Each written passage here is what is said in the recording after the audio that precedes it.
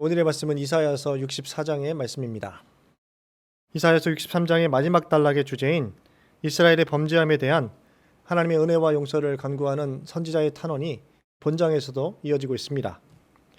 이사야 선지자는 하나님께 직접적으로 간청하고 있습니다. 그 형식 면에 있어서 시편에 나타나고 있는 참회 시의 성격을 지니고 있습니다. 이사야서 63장 15절부터 19절까지 세 가지의 이유의 그 불평과 탄식의 고백을 선지자는 하였죠. 하나님의 길을 떠나게 하심과 또 성소가 유린당한 것, 또 주의 다스림을 받지 못한 것으로 인해서 불평과 탄식의 고백을 하였습니다. 이제 본장에 와서 64장 1절부터 4절까지 하나님의 구원하심을 간구하는 간청이 나타나고 있는 것이죠. 5절부터 7절까지는 죄 고백을 드립니다. 우리들의 실존이 하나님 앞에 범죄하는 존재일 수밖에 없다라고 고백하고 있는 것이죠. 8절부터 12절까지 마지막으로 하나님의 도우심을 간구하는 제 간청으로 말씀이 마치고 있습니다. 오늘 본장의 시작은 하나님의 구원을 바라는 간청으로 시작되고 있습니다. 이사야서 64장 1절의 말씀입니다. 원하건대 주는 하늘을 가르고 강림하시고 주 앞에서 산들이 진동하기를. 선지자는 하나님의 직접적인 개입을 통해서 자신들 앞에 놓인 근본적인 문제가 해결되기를 간절히 도움을 호소하고 있습니다. 과거 출애굽 당시에 시내산에서 모세와 백성들에게 임재하신 하나님의 강력하신 임재하심이 이사야 선지자가 현재 간구하는 시대에도 동일한 하나님의 임재를 경험하게 해달라고 요구하고 있습니다. 이를 통해서 하나님의 구원하심을 경험하기를 간절히 바라고 있는 것이죠. 숨어 계신 하나님의 모습이 아닌 하늘을 열고 하늘을 가르고 강림하셔서 산들을 진동케 하시고 대적들을 모두 멸하시기를 간절히 소원을 아뢰고 있습니다. 이 하나님의 강력한 임재를 바라고 소원하면서 비유적 표현으로 2절에 불이 섭을 사르며 불이 물을 끓음 같은 임재를 간구합니다. 당시 시리아와 팔레스타인 사해 주변에 흔하게 일어났던 화산 분출과 관련하여서 이렇게 강력한 화산의 분출과 같이 하나님의 임재가 눈앞에 나타나기를 원하고 있는 것이죠. 하나님의 강력한 임재를 간구하는 목적이 2절에 제시되고 있죠. 주의 원수들이 주의 이름을 알게 하시며 주 앞에 떨게 하옵소서. 하나님이 이스라엘을 위하여 일하시고 있다라는 것을 열방의 강대국들이 알게 해달라고 호소하고 있습니다. 주의 원수들을 하여금 주의 이름을 알게 하는 것, 마치 어린아이들의 싸움을 연상하고 수 있는 것이죠. 어린아이들의 싸움을 할 때 그 배후에 있는 부모를 의지하여서 자신의 배후에 누가 있는지 강력하게 경고하고 외쳐서 상대방으로 하여금 겁을 먹도록 하는 모습을 연상할 수 있습니다. 우리 아빠가 누군지 알아? 너가 누구를 건드린 줄 알아? 너 이제 다 끝났어 라고 이렇게 호소하고 있는 듯 보입니다. 여기서 원수는 바벨론과 같은 하나님의 백성을 대적하고 괴롭게 하는 이방의 강대국들을 가리킵니다. 지금까지 하나님의 백성들을 괴롭혀왔고 또 하나님이 미워하시는 허탄한 우상을 섬기며 온갖 악을 자행하면서 교만히 행한 자들을 가리키고 있는 것이죠. 여기서 알다라는 단어는 히브리어 야다를 쓰고 있습니다. 인격적이고 체험적인 알을 가리키고 있는 것이죠. 피상적이고 사변적인 이론적인 알이 아니라 실제적인 경험의 알을 가리키고 있습니다. 삶의 정황 가운데 실제적인 아픔과 고통을 경험하며 견디는 것을 의미하고 있는 것이죠. 전쟁터에서 극렬한 전쟁을 치름으로 전쟁의 참혹함과 공포를 직접 경험하는 것, 또 기근과 가뭄과 흉년으로 굶주림을 체험하고 고통스러운 나날들을 직접 보내는 것을 의미하는 것입니다. 하나님의 강력한 임재하심으로 악한 자들이 진정한 두려움과 공포가 무엇인지를 경험하게 해달라고 호소하고 있는 것이죠. 이사야서 64장 3절의 말씀입니다. 주께서 강림하사 우리가 생각하지 못한 두려운 일을 행하시던 그때의 산들이 주 앞에서 진동하였사오니. 선지자는 과거의 기억을 되새기고 있습니다. 이스라엘 백성들은 과거 생각하지도 못했던 출애굽 당시 시내산에서 하나님의 강력한 임재하심을 경험하게 되었고 이에 수반된 현상들로 인해서 두려움과 공포에 사로잡혔던 적이 있었습니다. 과거에 그렇게 하셨던 것과 같이 여호와 하나님은 언제든지 그렇게 임재하실 수 있는 분이다라고 하나님께 도움을 호소하고 있는 것이죠. 지금 이스라엘을 납치하는 교만한 이방 사람들에게 나타나셔서 그들을 두려움에 떨게 해달라고 하나님 앞에 도움을 간구하고 있습니다.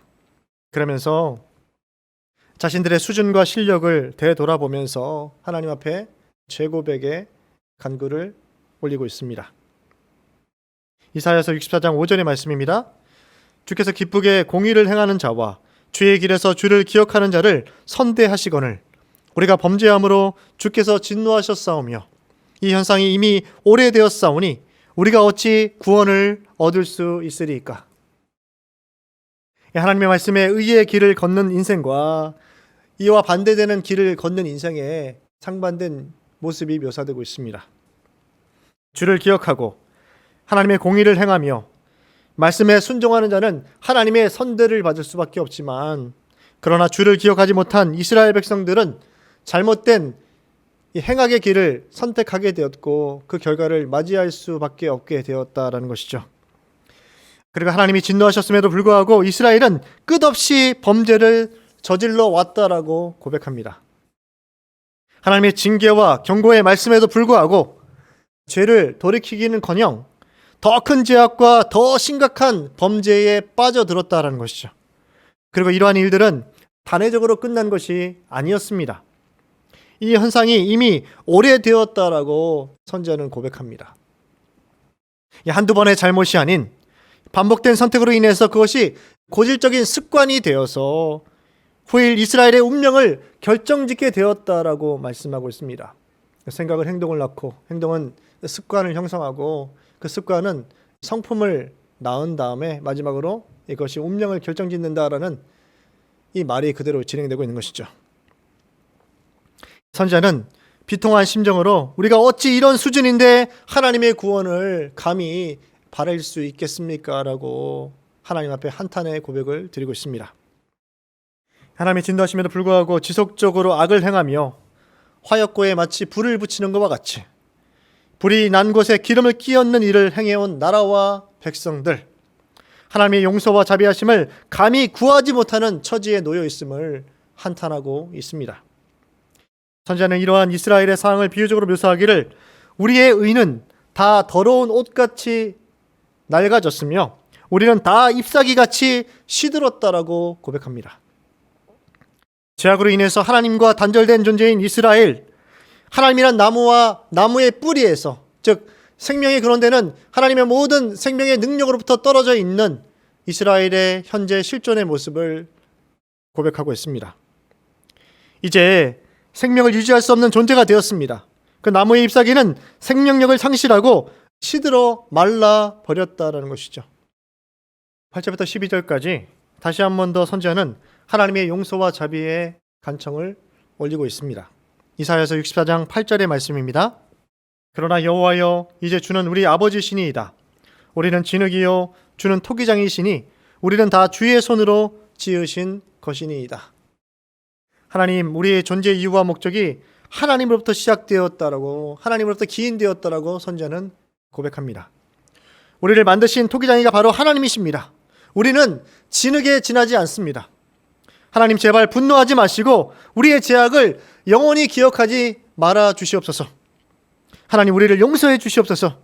이미 우리의 성읍과 우리의 삶의 모든 정황이 황폐한 상황 가운데 놓이게 되었습니다. 잠잠하지 마시고 가만히 계시지 말아 주시옵소서. 제발 우리를 구원하여 주시옵소서. 간절한 간청으로 말씀을 마치고 있습니다. 선지자는 자신들이 처한 삶의 근본적인 문제의 핵심을 정확하게 분석하고 지적하고 있는 것이죠. 또 이 문제를 해결할 수 있는 유일한 대상이 누구인지를 알고 그분께, 하나님께 도움을 호소하고 있습니다. 오늘 우리 앞에 놓인 문제를 해결하고 무너진 성벽을 재건해 주실 수 있는 유일한 분은 여호와 하나님이십니다. 하나님, 제발 잠잠하지 마시고 가만히 계시지 말아 주시옵소서. 우리에게 강력하게 임재하셔서 우리를 도와주시옵소서.